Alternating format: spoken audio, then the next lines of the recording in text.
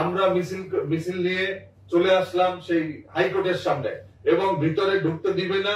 তিনি ভিতরে ঢুকছেন, রেজিস্ট্রারের ওখানে গিয়েছেন, তিনি যা করবেন এটা করেই ছাড়েছেন। যার কারণে জাফরুল্লাহ চৌধুরীর মতো তাকে যদি আমরা তার রাজনৈতিক জায়গাগুলো নিয়ে কথা বলি, তিনি একজন বাংলাদেশের খ্যাতনামা রাজনীতিবিদ। যদি তার দানশীলতায় আমি মনে করি তার মতো একজন দানবীর আমাদের সমাজে খুঁজে পাওয়া খুবই কঠিন হবে। কারণ আমরা যারা এমপি নির্বাচন করতে চাই তারা নির্বাচনী এলাকাতে শুধুমাত্র ভোটের জন্য চিন্তা করি, আমরা কেউ নিজের একটা গণ্ডির ভিতরে চিন্তা করি। এই জাফরুল্লাহ চৌধুরী কখনো এমপি নির্বাচন কোন দলের চেয়ারম্যান হওয়ার কোন খায়েশ ছিল না। তিনি যা করেছেন মানবতার জন্য করেছেন। তার প্রতিষ্ঠিত হাসপাতাল সমাজ ভিত্তিক একটা হাসপাতাল। আপনারা জানেন যে একজন ধনী মানুষ যেই চিকিৎসা পায়, একজন একবারে সর্বহারা মানুষ তিনিও কিন্তু বিনামূল্যে একেবারে সমান একটা চিকিৎসা তারা পায়। এরপরে তিনি অনেক বিশ্ববিদ্যালয় করেছেন, স্কুল করেছেন, মাদ্রাসা করেছেন। করোনার সময় কিট নিয়ে তার সাথে যেই স্বরাষ্ট্রযন্ত্র যেই ব্যবহার করেছে এটা অমার্জনীয়। আজকে আমরা দেখেছি যে মোবাইল ক্লিনিক করে মানুষের বাসায় বাসায় তিনি এই করোনার সময় চিকিৎসা এবং সমস্ত সেই অক্সিজেন এবং এখনো সেই চিকিৎসা কিন্তু চালু রয়েছে। আমি মনে করি যে এই ডাক্তার জাফরুল্লাহ চৌধুরী স্যারের টোটাল জীবনী নিয়ে ছোট একটা পুস্তিকা এবং খুবই স্বল্প অল্প পৃষ্ঠা একটা তৈরি করা দরকার এবং গণহারে বিতরণ করা দরকার। এক, দুই নম্বর হচ্ছে যে ডাক্তার জাফরুল্লাহ চৌধুরী যে কর্মকাণ্ড এখানে আজকে আলোচনা হয়েছে খুবই অল্প পরিসরে, এটাকে আরো চমৎকার আকারে উপস্থাপন করে আমাদের নোবেল কমিটির কাছে আমাদের পৌঁছানো সম্ভব কিনা, এবং তার যে শিক্ষা, স্বাস্থ্য, মানবতা এবং এর সমস্ত কিছু মিলিয়ে কিন্তু শান্তি, এই শান্তিতে তিনি অবদান রেখেছেন। এই জন্য আমরা তাদের দৃষ্টি আকর্ষণ করতে পারি। কেননা জাফরুল্লাহ চৌধুরী নেই, আমরা দেখেছি যে নোবেল কমিটি অনেক বিনীত খ্যাতনামাদেরকেও তারা পুরস্কৃত করেন, সম্মাননা দেন। আমি মনে করি যে এই কাজটি আমাদের করা দরকার। জাফরুল্লাহ চৌধুরী সবসময় ভারতের আগ্রাসনের বিরুদ্ধে ছিলেন। ভারতের বিরুদ্ধে তিনি, ভারত রাষ্ট্রের বিরুদ্ধে কখনো কেউ কথা বলতে পারে না। লেবার পার্টি এবং আমাদের মঞ্চে যারা আছে আমাদের সবাই আমরা আগ্রাসনের বিরুদ্ধে, আধিপত্যবাদের বিরুদ্ধে, সামন্তবাদের বিরুদ্ধে, সমস্ত অত্যাচার নির্যাতনের বিরুদ্ধে, গণতন্ত্রের পক্ষে আমরা কাজ করছি। আপনি দেখবেন ডাক্তার জাফরুল্লাহ চৌধুরী সাহেবের সমস্ত প্রতিষ্ঠানের সাথেই কিন্তু গণ শব্দটা লাগানো। তিনি আমাদের মান্না ভাইরা যে জোট করেছেন সেখানেও কিন্তু এই গণ শব্দটা লাগানো আছে। গণতন্ত্র মঞ্চ, তারপরে আপনার গণস্বাস্থ্য কেন্দ্র, তারপরে তার যেই গণস্বাস্থ্য ফার্মাসিউটিক্যাল, সমস্ত জায়গাতে তিনি গণমানুষের চিন্তা করতেন। আজকে এই দুঃসময় তাকে আমাদেরকে বাঁচিয়ে রাখতে হবে। আমরা হচ্ছি তার রাজনৈতিক উত্তরাধিকার, আর তার পরিবারের যারা আছেন তারা তার মতো সম্পদের অধিকার বা তার বিভিন্ন জিনিসের অধিকার। আমরা মনে করি যে ডাক্তার জাফরুল্লাহ চৌধুরী একজন খাঁটি মানুষ ছিলেন, এবং আমি দেখেছি যে করোনার সময় তিনি যেভাবে হকারদেরকে খুঁজে খুঁজে তারপর তাদেরকে বিভিন্ন ভাবে সহযোগিতা করেছেন, ঠিক একইভাবে তিনি বিভিন্ন আলেম ওলামাদেরকে বিভিন্ন মসজিদ মাদ্রাসা বিভিন্ন ভাবে তিনি অনুদান প্রদান করেছেন। তখন মসজিদের ইমামরা পর্যন্ত মসজিদে যেতে পারতেন না, মুয়াজ্জিনরা কাজ করতে পারতেন না, তাদের পরিবার কিভাবে চলে আমি নিজে সাক্ষী। আমি নিজের হাত থেকে অসংখ্য ইমাম মুয়াজ্জিনদেরকে সেই যে বড় বস্তা নিজের হাতে দিয়েছি। অনেক সাংবাদিকদের বাসাতে গিয়ে তারপরে আমি আমার লেবার পার্টিকে যেই সহযোগিতা করেছে আমি সেখান থেকে তাদেরকে দিয়েছি। জাফরুল্লাহ চৌধুরী সাহেবের মতো একজন মহিরুহু আমাদের সমাজে অনেক দরকার, কিন্তু হয়তো আমরা কবে তার মতো একজন ব্যক্তি আবারও পাবো এটা নিয়ে সন্দিহান। ভারত আমাদের চারপাশে নয়, তিন দিকে বিরাজ করছে এবং আমাদের প্রতিবেশী, আমরা তাদেরকে অস্বীকার করার কোনো সুযোগ নাই। প্রতিবেশীকে কখনো পাল্টানো যায় না, কিন্তু আমরা প্রতিবেশীর কাছ থেকে সৎ প্রতিবেশী সুলভ আচরণ প্রত্যাশা করি। কিন্তু ভারত আমাদের সাথে আমাদের সৎ প্রতিবেশী সুলভ তো দূরের কথা, তারা আমাদের কখনো কোনো আমলে নিচ্ছে না। তারা আমাদের স্বাধীনতা বিশ্বাস করে না। আপনারা জানেন যে আমাদের যে সিলিন্ডার হয়েছিল সেখানে কিন্তু আমাদের যে মুক্তিযুদ্ধের সর্বাধিনায়ক এমএজি ওসমানীকে তাকে কিন্তু উপস্থিত করা হয় নাই, এবং তিনি যে বিমানে করে সিলেটে তিনি গিয়েছিলেন সেই বিমান কিন্তু হামলা করা হয়েছিল এবং বিমান পুড়ে গিয়েছিল। আল্লাহ রক্ষা করেছে, আমাদের ওসমানী সাহেবরা বেঁচে ছিলেন। যে বড় এক চক্রান্তের জায়গা, এবং তখনও কিন্তু ওই বিমানে জাফরুল্লাহ চৌধুরী সাহেব ছিলেন, অবশ্যই তো হেলিকপ্টারে ছিলেন। এই ভারত আমাদেরকে ভাতে মারতে চায়, পানিতে মারতে চায়। ভারতের আপনারা দেখেছেন যে মৌলানা আব্দুল হামিদ খান ভাসানীর নেতৃত্বে সেই যে ফারাক্কা লং মার্চ, যেই ফারাক্কা পাকিস্তান আমলে তৈরি করা হয়েছিল, পাকিস্তানের পরে যখন বাংলাদেশ হলো, শেখ মুজিবুর রহমানের কাছ থেকে 41 দিনের জন্য একটা জাস্ট ট্রায়াল স্বরূপ একটা অনুমতি নিয়ে শুরু করেছে। আজকে 53 বছরে ভারত সেই ফারাক্কা বাঁধ বন্ধ করেনি, বরঞ্চ আমাদের যে ন্যায্য হিস্সা সেখান থেকে আমাদেরকে বঞ্চিত করা হচ্ছে। আমরা ভাটির দেশের মানুষ, আমাদের অধিকার রয়েছে। তারা আমাদেরকে শুকনার সময় বাঁধ বন্ধ করে আমাদেরকে শুকিয়ে মারে। আপনারা যারা এই কুষ্টিয়া, মেহেরপুর সহ বিভিন্ন এই অঞ্চলে যারা যান, এই লালমনিরহাটে দেখবেন হাজার হাজার লক্ষ লক্ষ কিলোমিটার জায়গা আজকে মরুভূমিতে পরিণত হয়েছে। বড় বড় ফাটল, হার্ডিংস ব্রিজ, মধুমতি নদী, আজকে এগুলো একটা গল্পের মতো অবস্থা হয়েছে। ব্রিজের জায়গায় দাঁড়িয়ে আছে, কিন্তু মানুষ এবং পশু জীব জন্তু নিয়ে সেই ব্রিজের নিচ থেকে চলাচল করছে। আজকে আমরা ঠিক একইভাবে ফারাক্কার মতো আরেকটা বাঁধ, সেই টিপাই মুখে বাঁধ তারা নির্মাণ করেছে। এই ভারত বিভিন্ন ক্যানেল, বিভিন্ন ড্যাম, বিভিন্ন ধরনের তারা বাঁধ নির্মাণ করে আমাদের সুবর্ণ নদী, অভিন্ন নদীতে তারা বাঁধ নির্মাণ করেছে। আমাদের উজানে যেই সমস্ত নদীগুলো রয়েছে, ফেনী নদীর পানি আমাদেরকে ঠিক মতো আমাদেরকে হিস্সা দেওয়া হচ্ছে না। আমাদের তিস্তার কথা ঝুলিয়ে রেখেছে 17 বছর শেখ হাসিনা। আজকে তারা, তাদের মন্ত্রীরা, পররাষ্ট্রমন্ত্রী বলে ভারতের সাথে তাদের স্বামী স্ত্রীর সম্পর্ক। আজকে আশরাফুল ইসলাম বলেছিল তাদের সাথে রক্তের সম্পর্ক, কিন্তু এত রক্ত এবং স্বামী স্ত্রীর সম্পর্ক থাকার পরেও শেখ হাসিনা তার দাসখত দিয়ে তার ক্ষমতাকে কায়েম করতে পেরেছে। কিন্তু বাংলার জনগণের জন্য তারা তিস্তার অধিকার প্রতিষ্ঠা করতে পারেনি, তারা টিপাই মুখে ড্যাম বন্ধ করতে পারেনি, তারা আমার সীমান্তে হত্যা তারা বন্ধ করতে পারেনি। আপনারা দেখেছেন গত কয়েকদিন আগে সেই সীমান্তে আমাদের বাংলাদেশের বর্ডারের ভিতরে ঢুকে তারপরে সেখানে তারা বিএসএফ বাংলাদেশিদেরকে গুলি করেছে, মানুষকে, সাধারণ মানুষকে হত্যা করেছে। আমরা ভারতকে দেই ইলিশ মাছ, তারা আমাদেরকে দেয় সীমান্তে লাশ।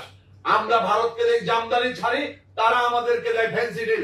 ফেন্সিডিলের যত কারখানা রয়েছে, সমস্ত কারখানাগুলো রয়েছে বাংলাদেশ ভারত সীমান্তে। সেখান থেকে আমাদের টাকা, আমাদের অর্থ দিয়ে যখন এই ফেন্সিডিল বাংলাদেশের ভিতরে ঢুকে, তখন তাদেরকে কিন্তু ধরা হয়। আমাদের বাংলাদেশের যারা আছেন তারা ধরেন, কিন্তু ওই সীমান্তে কিভাবে ওই ফেন্সিডিল বাংলাদেশের ভিতরে ঢুকলো, তখন কেন গুলি করলো না? আজ পর্যন্ত শুনিনি যদি ভারত থেকে আসার সময় সে কোনো গরু ব্যবসায়ীকে তারা হত্যা করেছে, তারা গুলি করেছে। কোন ভারতীয় গরু ব্যবসায়ীকে তারা হত্যা করে না, কোন ফেন্সিডিল ব্যবসায়ীকে তারা হত্যা করে না। কিন্তু বাংলাদেশের মানুষ, তাদেরকে সীমান্তে যারা বসবাস করে, তাদের কাছে আপনারা যদি যান, শুনবেন ভারতের অত্যাচার নির্যাতনের কথা। শুধুমাত্র রমজান মাসে 5 জন বাংলাদেশিকে তারা হত্যা করেছে। ফেলানি তো গরু ব্যবসায়ী ছিল না, তাকে কেন হত্যা করা হয়েছিল? বিশ্বের কোন দেশে সীমান্তের কাঁটাতালে একটা মানুষকে হত্যা করে ঝুলিয়ে রাখা হয়, এর কোন নজির নাই। আমরা পাকিস্তানের বিরুদ্ধে আমরা আন্দোলন করেছি, বাংলাদেশ নামক একটি রাষ্ট্র আমরা অর্জন করেছি। কিন্তু 23 বছর পাকিস্তান থাকার সময়ে পূর্ব পাকিস্তান এবং ভারতের সাথে যেই সীমান্ত ছিল, সেই সীমান্তে আমার মনে হয় না যে একজন মানুষকে তারা হত্যা করেছে, পারে না। আপনারা দেখবেন পাকিস্তানের সাথে যদি কখনো একজন পাকিস্তানি নাগরিককে তারা হত্যা করে, তার বদলা 3 জন 4 জন তারা বদলা নেয়। আমাদের বিডিআর ছিল, যাদের নাম শুনলে এই বিএসএফ এর হাঁটু কাঁপতো। সেই পদুয়া বড়ই বাড়িতে সেদিন জওয়ানরা যেই ভূমিকা রেখেছিল, তার বদলা নিয়েছে তারা পিলখানার হত্যার মধ্য দিয়ে। দেশীয় এবং আন্তর্জাতিক ষড়যন্ত্রের মধ্য দিয়ে আমাদের বিডিআর এর নাম নিশানাকে তারা মুছে ফেলেছে। আজকে বিজেপি তারা শুধুমাত্র সীমান্তে বাংলাদেশিদেরকে হত্যা করার পরে তাদের লাশ গ্রহণ ছাড়া তাদের আর কোনো কাজ নাই। এটাই মনে হয় যেন একটা চিরাচরিত নিয়মে পরিণত হয়েছে। আজকে মৌলানা আব্দুল হামিদ খান ভাসানী, তাদের যেই সমস্ত উত্তরসূরিরা ছিলেন, আমাদের কাজী জাফর আহমেদ, আমাদের খন্দকার দেলোয়ার হোসেন, আমাদের ডাক্তার জাফরুল্লাহ চৌধুরী, তাদেরকে আমরা একের পর এক হারিয়ে ফেলেছি। আজকে আমাদের ডানে বামে যারা বসা আছেন, আমরা মনে করি আমাদের এই নেতৃবৃন্দ তারাই মৌলানা আব্দুল হামিদ খান ভাসানীর যোগ্য উত্তরসূরি হিসাবে আগামী দিনে বাংলাদেশের গণতন্ত্র প্রতিষ্ঠার জন্য, আইনের শাসন প্রতিষ্ঠার জন্য এবং সেই আগ্রাসন বিরোধী যেই বাংলাদেশ আগ্রাসন বিরোধী যে আন্দোলন, এটাকে আমাদেরকে আরো জোরদার করতে হবে। ভারতের আগ্রাসন শুধু নয়, মায়ানমারের আগ্রাসন। মায়ানমার বাংলাদেশে 12 লক্ষ সেই মুসলমান রোহিঙ্গা, হিন্দু রোহিঙ্গাদেরকে আমাদের মধ্যে পাঠিয়ে দিয়েছে। আপনারা দেখেছেন আজকে বাংলাদেশ সেখানে ইয়াবার একটা সাম্রাজ্যে পরিণত হয়েছে। এই ইয়াবা সম্রাটকে আওয়ামী লীগ আবার নমিনেশন দিয়ে তারা সংসদে পাঠিয়েছে। আজকে আওয়ামী লীগের মন্ত্রী পরিষদে যারা আছে সবাই চোর ডাকাতে ভরা। একজন আদম ব্যবসায়ী তিনি আজকে সেই বিদেশে কারাগারে আছে, যিনি শেখ হাসিনার এমপি ছিলেন। আজকে আমি পরিশেষে একটা কথা বলে শেষ করব যে ওবায়দুল কাদের সাহেব বলেছেন জিয়াউর রহমান স্বাধীনতা কোন সেক্টরে ঘোষণা করেছে। আমি ওবায়দুল কাদেরকে বেশি কিছু বলবো না, আমি বলবো যে আপনার ভাই কাদের মির্জা তিনি বলে দিয়েছেন যে আপনার বাবা রাজাকার ছিল। একজন রাজাকারের সন্তান হিসেবে আপনি কিভাবে মুক্তিযুদ্ধই তো আপনি বিশ্বাস করেন না। যারা জিয়াউর রহমানের স্বাধীনতার ঘোষণাকে অস্বীকার করে, যারা জিয়াউর রহমান কোন সেক্টরে যুদ্ধ করেছে খুঁজে পায় না, তারা একমাত্র রাজাকারের সন্তান ছাড়া অন্য কেউ হতে পারে না। আজকে এই ওবায়দুল কাদেরকে চিকিৎসা করানো দরকার। আজকে তাকে সেই পাবনায় পাঠানো উচিত। আজকে তিনি মানসিক ভারসাম্যহীন হয়ে পড়েছে। এই সমস্ত পাগল দিয়ে বাংলাদেশ চলে না। যার কারণে বলবো যে আজকে গণতন্ত্রকামী যে শক্তি, বিশেষ করে এখানে আমার ডানে বামে গণতন্ত্র মঞ্চের শীর্ষ নেতৃবৃন্দ রয়েছে, আপনাদেরকে নতুন করে চিন্তার সময় এসেছে। বাংলাদেশে আমরা একটা অর্থবহ পরিবর্তন চাই।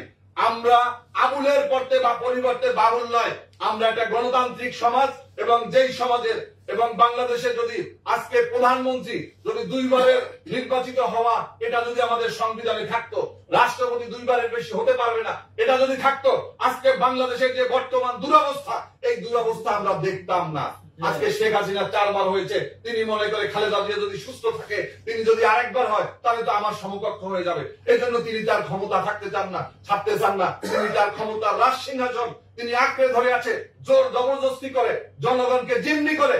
তিনি গণভবনে বসে বলে আমাকে 7ই জানুয়ারি আমাকে জনগণ বিপুল ভোটে ভোট দিয়ে তারপরে আমাকে ক্ষমতায় বসিয়েছে। আওয়ামী লীগের লাজ লজ্জা থাকলে আওয়ামী লীগের এমপি, মন্ত্রী, প্রধানমন্ত্রী তারা বোরকা পরে তারপরে দিনের বেলা রাস্তায় নামতো। যাদের মান সম্মান ইজ্জত নাই, তাদের নিয়ে কথা বলে কোনো লাভ নাই। আজকে জনগণের সেই গণশক্তির বিস্ফোরণ ঘটাতে হবে, যার মধ্য দিয়ে বাংলাদেশে গণতন্ত্র প্রতিষ্ঠা হবে। আমাদের শুধুমাত্র 71 সালের অর্জন 3টা। একটা আমরা মানচিত্র পেয়েছি, আমরা একটা পতাকা পেয়েছি, আর বাংলাদেশ নামক একটা দেশ পেয়েছি। এর বাইরে আমাদের কোনো অর্জন নেই। বরঞ্চ আমরা আজকে ভারতের একটা বাজারে পরিণত হয়েছি। আজকে আমাদের ভারতকে এই পণ্য বর্জনের যে আমরা আন্দোলন করছি, আমরা মনে করি এই পণ্য বর্জন দিয়া ভারতের অর্থনীতি ধ্বংস হয়ে যাবে, এটা আমরা বিশ্বাস করি না। তবে বলতে চাই, আমরা ঝিকে মেরে বউকে শিখাতে চাই, ভারতকে বুঝাতে চাই যে ভারতের হাই কমিশনারের উপস্থিতিতে ওবায়দুল কাদের বলেছে যে এই ভারত আমাদের পাশে ছিল, এজন্য আমরা 7 তারিখে নির্বাচন করতে পেরেছি এবং আমরা ক্ষমতায় আসতে পেরেছি। আমরা বিশ্বাস করি ভারত বাংলাদেশের 18 কোটি জনগণের সাথে সম্পর্ক ছিন্ন করে শুধুমাত্র আওয়ামী লীগের সাথে সম্পর্ক করেছে, একটা দলের সাথে সম্পর্ক করেছে। এজন্য আমরা ভারতের এই সরকারের বিরুদ্ধে, সরকারের জন্য আমরা মনে করি ভারতের পণ্য বর্জন করা, এই আন্দোলনকে জোরদার করা আমাদের নৈতিক দায়িত্ব। আমরা ভারতকে বুঝাতে চাই যারা এই অবৈধ এবং বিনা ভোটের সরকারের পাশে থাকে, তাদের সাথে এদেশের জনগণ থাকে না, এবং তাদের যারা দালাল, যারা তাদের ক্ষমতায় আনার জন্য বিভিন্ন ভাবে বিভিন্ন সময়ে সহযোগিতা করেছে। 14 সালে আমাদের মনে আছে যে ভারতের পররাষ্ট্র সচিব প্রকাশ্যে হোসাইন বাংলাদেশ সাথে বলেছে আপনি নির্বাচনে না গেলে বিএনপি জামাত ক্ষমতায় আসবে। আমরা এই জন্য ভারতের পণ্য বর্জন করব, ভারতের আগ্রাসনের বিরুদ্ধে, ভারতের সমস্ত অনৈতিক কর্মকাণ্ডের বিরুদ্ধে, সীমান্ত হত্যার বিরুদ্ধে, আমাদের পানি আগ্রাসনের বিরুদ্ধে আমরা লড়াই সংগ্রামে আমরা সবাই ঐক্যবদ্ধভাবে ঝাঁপিয়ে পড়ব। আজকে আপনারা যারা আমাদের এই আয়োজনে উপস্থিত হয়েছেন, ডাকে সাড়া দিয়েছেন, লেবার পার্টির কর্মসূচিতে এসেছেন, আপনাদেরকে আবারও ধন্যবাদ জানিয়ে আমি আমার বক্তব্য শেষ করছি। বাংলাদেশ জিন্দাবাদ, বাংলাদেশ লেবার পার্টি জিন্দাবাদ। দেখা হবে রাজপথে, কথা হবে স্লোগানে।